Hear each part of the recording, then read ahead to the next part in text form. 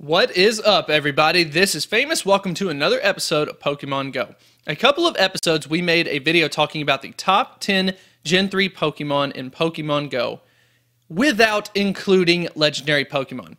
The reason why I did that was I felt like the legendary Pokemon deserved an episode of their own. So here we are to talk about the top 10 legendary Pokemon in Gen 3 that is going to be released in Pokemon Go. So without further ado, let's get into the episode.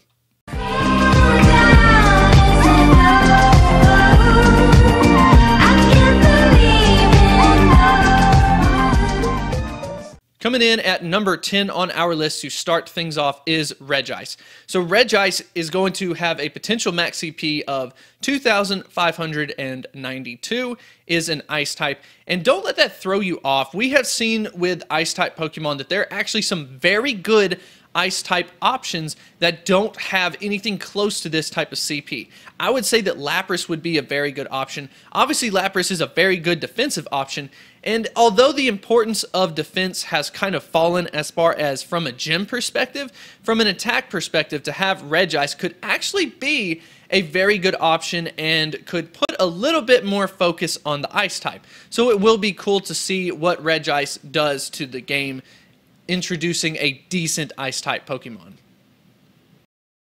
At number 9 on our list is the second Reggie that we will see in the list, and that is Regirock.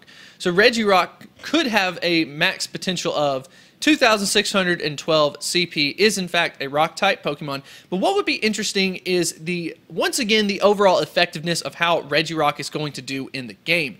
Is Regirock going to be able to outperform some of the tanks like Rhydon, Golem, and then even Tyranitar if you're counting Stone Edge? Is Regirock going to be able to outmuscle those Pokemon? I'm not really sure. And even if it could be on par with it, would it be a better option? Since it is in fact a legendary Pokemon, you run into the issue of having to earn candies only from the actual raid battles and not in the wild. So I don't know, unless there is an introduction of some new move types that could potentially outdo Stone Edge on a damage per second, I'm just not really sure how useful Regirock is going to be, especially compared to some of these other legendary Pokemon that we are going to talk about. Coming in at number 8 on the list is Deoxys. So we are taking a break from the Regi brothers. I don't really know what you could call them, but for Deoxys, there is a very interesting point to be made about Deoxys. First, we'll go ahead and cover a little bit of the information. So a max CP of 2,677. Deoxys is a Psychic type Pokemon. And what you're looking at now is actually the normal form of Deoxys. Deoxys actually has 3 other forms as well, and many Pokemon fans are going to know that, but this is going to be new if you are following along just through Pokemon Go. So Deoxys could potentially turn into the Speed form, the Defense form, or the Attack form. Now, this is very familiar to Pokemon Go. We have seen this with the Tyrogue family, where the top stat dictates what version you would get. For instance, you're talking about Hitmonlee, Hitmonchan, and then Hitmontop. The top stat when you're talking about HP, attack, or defense is going to dictate what it turns into, and then if the stats are tied, then it would randomly choose between them. But the question that I have is, if that is the case, if that is how they introduce it, how would you get the normal form? If one of the stats is the highest to get those 3 special forms, how would you keep the normal form? I think that would be a very, very interesting question. So if you have any thoughts on that, feel free to leave it in the comments section below. Coming in at number 7 on our list is the last of the Reggies, Registeel. So Registeel is going to have a max CP of 2,683, is a Steel type, like I mentioned. And above the other 3, it is considered to be the best of the Reggies. Now, that doesn't mean that it's going to be the best of the legendaries, but it would be interesting to know how Registeel is going to play in the game. Currently, how it stands is Steel type doesn't really have a good foothold in Pokemon Go, at least in my opinion. But with Generation 3 introducing some absolute hitters, when we're talking about CP for Steel type Pokemon such as Aggron, such as Metagross, and then now Registeel, that makes you wonder if the Steel type Pokemon are you know, pretty much getting buffed up in a sense that people might actually consider using them in a lot more situations. We'll just have to see. Coming in at number 6 on the list is Latias. So Latias could have a potential max CP of 2,931, falls a little bit short of 3,000 CP, is a dragon type and then also psychic type, so it is a dual type Pokemon. A little bit smaller, a little bit shorter than its counterpart, and this is something kind of cool that we can talk about. So Latias is a 100% female. A lot of the legendary Pokemon that we have covered already, and then we will cover in the future, are in fact genderless. So Latias and Latios are the only two that are going to have a gender, and not only do they have a gender, but they have a 100% rate of it. So Latias, good to see you. We'll go ahead and move over to number 5 on the list, which is Latios, which could theoretically be a little bit higher in CP. It does weigh a little bit more. It does have a little bit more height to it. So it could theoretically be a little bit stronger, and also with all the stats included as well. But it is also a dragon type and then also a psychic type. But it did want to go ahead and bring up a point because of this. So currently how it stands in the meta, if you kind of look at some of the legendary Pokemon that have been introduced so far, when you're talking about the legendary birds, for instance, we have had 5 legendary birds show up in these legendary raids.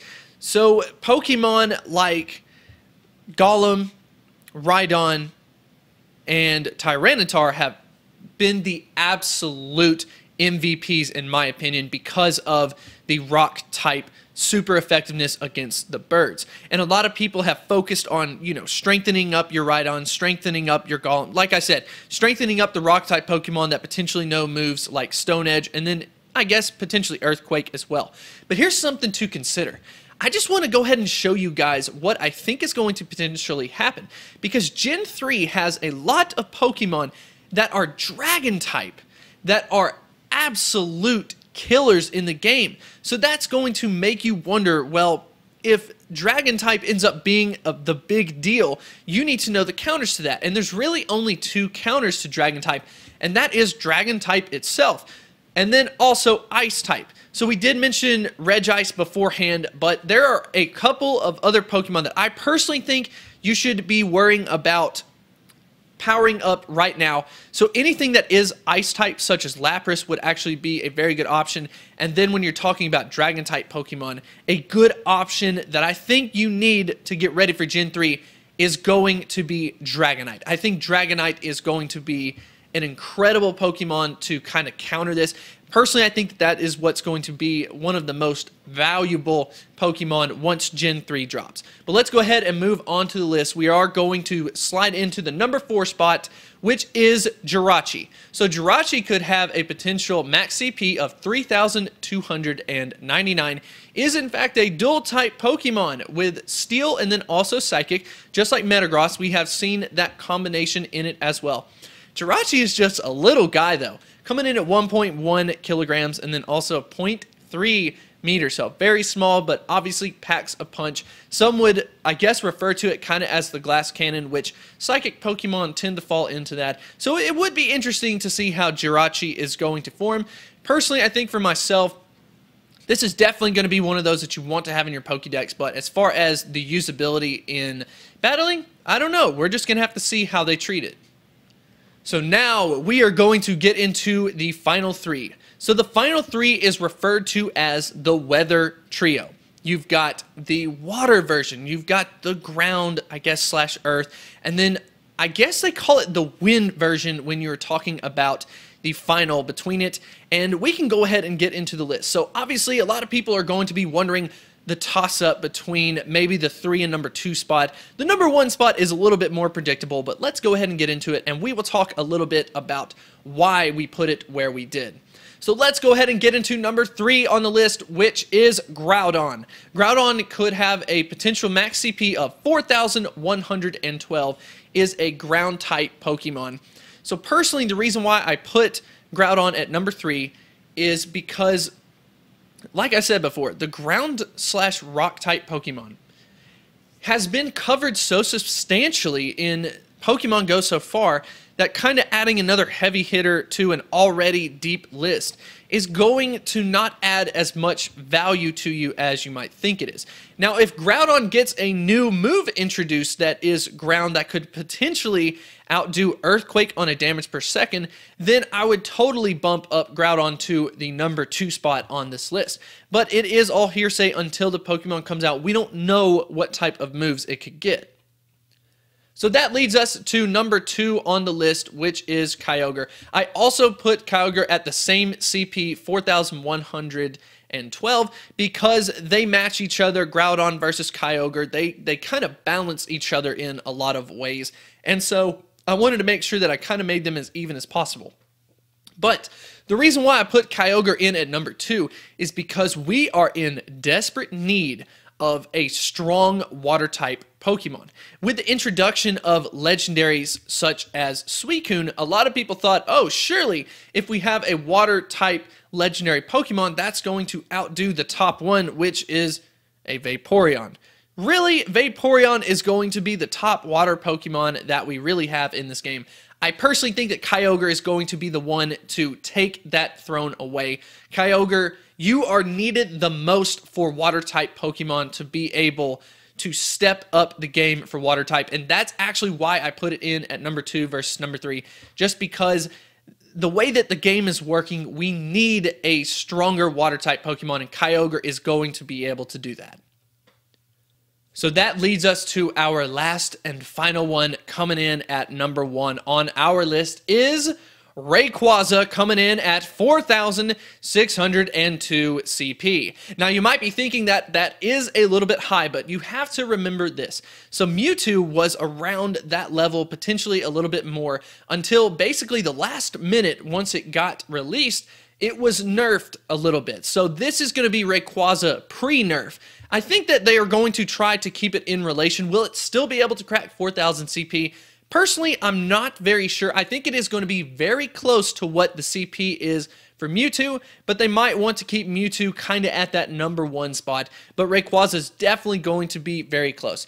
So Rayquaza serves as kind of like the wind version and the mediator between Kyogre and Groudon, and Rayquaza therefore I guess is a little bit stronger just to be able to control them. If it was equal, how could it control them? So Rayquaza is a dual type Pokemon unlike the other two, with Dragon and Flying. And if you remember what I said earlier, that we are introducing a lot of very strong Dragon type Pokemon, and that's why I think that you should be focusing on Ice type and then also Dragon, and you know, to go ahead and get ready for this because the storm is going to be coming.